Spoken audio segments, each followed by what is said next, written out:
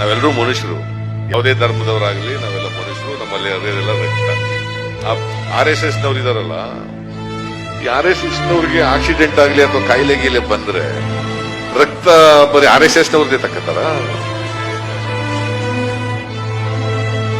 ಬದುಕಕ್ಕೋಸ್ಕರ RSS ನವ್ರದೇ ಯಾರ ರಕ್ತ ಸಿಕ್ಕಿದ್ರು ಸಾಕು.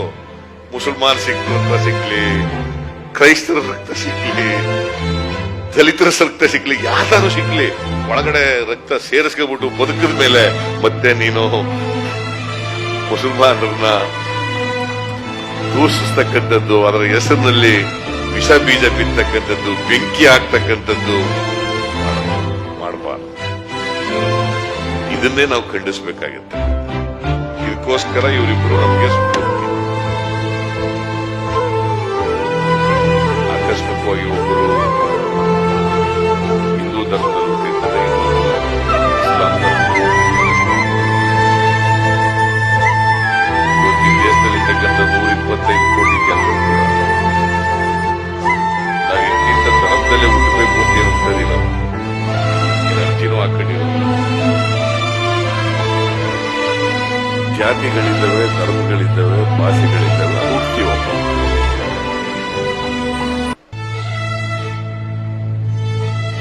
ಅದಂತೇಳಿ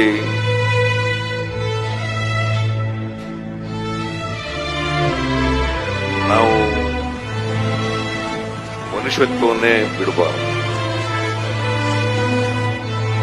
ನಾವೆಲ್ಲ ಮನುಷ್ಯರು ಮೊದಲು. ನೀವು ಮನೆಯಲ್ಲಿ ಏನಾದ್ರು ಮಾಡ್ಕೊಳ್ಳೋಣ, ಹಿಂದೂ ಅಂತಲಾರು ಅಂದ್ಕೊಳ್ಳೋಣ, ಮುಸ್ಲಿಂ ಅಂತಲಾರು ಅಂದ್ಕೊಳ್ಳೋಣ, ಕ್ರಿಶ್ಚಿಯನ್ ಅಂತ, ಜೈನ್ ಅಂತಲಾರು ಅಂದ್ಕೊಳ್ಳೋಣ, ಪಾರ್ಸಿ, ಬೌದ್ಧ ಏನಾರು ಅಂತ ಹೇಳ್ಕೊಳ್ಳೋಣ. ಆದ್ರೆ ನಾವು ಬದುಕ ರೀತಿನಲ್ಲಿ ಮನುಷ್ಯರಾಗಿ ಬದುಕ್ತಕ್ಕಂಥದನ್ನ ಕಲ್ತ್ಕೊಂಡ್ರೆ ಅದಕ್ಕಿಂತ ದೊಡ್ಡ ಕೊಡುಗೆ ನಾವು ಸಮಾಜಕ್ಕೆ ಕೊಡ್ತಕ್ಕಂಥದ್ದು. ನಾವೇನು ಮಾಡಬೇಕಾಗಿಲ್ಲ, ಮನುಷ್ಯರಾಗಿ ಬದುಕ್ತಕ್ಕಂಥದನ್ನು ಮಾಡಬೇಕು, ಬೇರೆಯವರನ್ನ ಪ್ರೀತಿಸ್ತಕ್ಕಂಥದನ್ನ ಮಾಡಬೇಕು.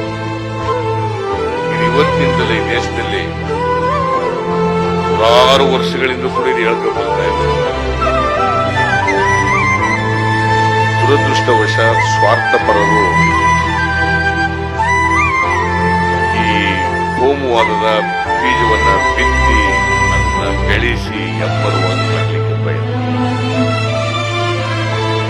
ಅತ್ಯಂತ ದುರ್ದೈವದ ಸಂಗತಿ ಅಂತಂದ್ರೆ ಇವತ್ತು ದೇಶ ಕೋಮುವಾದಿಗಳ ಕೈನಲ್ಲಿ ಇರ್ತಕ್ಕಂಥದ್ದು.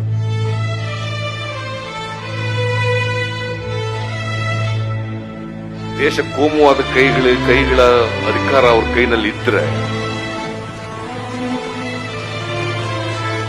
ಕೋಮುವಾದಿ ಶಕ್ತಿಗಳು ಅವರ ಎಡೆಯನ್ನ ಬಿಚ್ಚುತ್ತವೆ.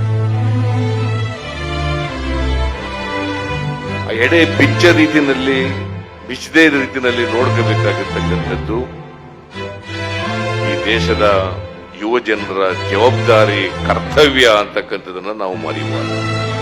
ಸಂವಿಧಾನ ಎಷ್ಟು ಜನರು ಓದ್ಕೊಳ್ಳಿಕ್ಕೆ ಹೋಗ್ತಾರೆ?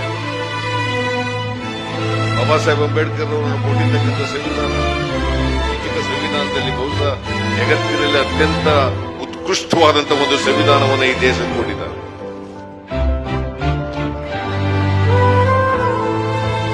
ಎಲ್ಲ ಧರ್ಮದವರು ಕೂಡ ಸಮಾನ ಅಂತ ಹೇಳಿ ಸಂವಿಧಾನದಲ್ಲಿ ಯಾವುದೇ ಧರ್ಮಕ್ಕೆ ಸ್ಥಾನ ಆಗಲಿ ಅಥವಾ ಇನ್ನೊಂದು ಧರ್ಮಕ್ಕೆ ಅದು ಅಮುಖ್ಯವಾದಂತಹ ಸ್ಥಾನ ಆಗಲಿ ಸಂವಿಧಾನದಲ್ಲಿ ಎಲ್ಲ ಧರ್ಮಗಳು ಕೂಡ ಸಮಾನವಾಗಿದ್ದಾವೆ, ಸಮಾನವಾಗಿ ಗೌರವಿಸಲ್ಪಡ್ತವೆ.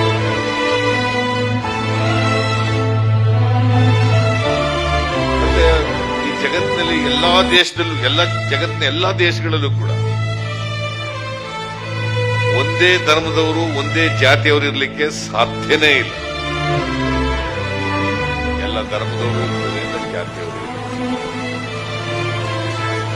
ನಾವು ಒಟ್ಟಾಗಿ ಬದುಕಬೇಕಲ್ವಾ? ನಾವು ಬದುಕ್ತಕ್ಕಂಥ ಅದಕ್ಕೆ ಇವರಿಗೂ ಆದರ್ಶ.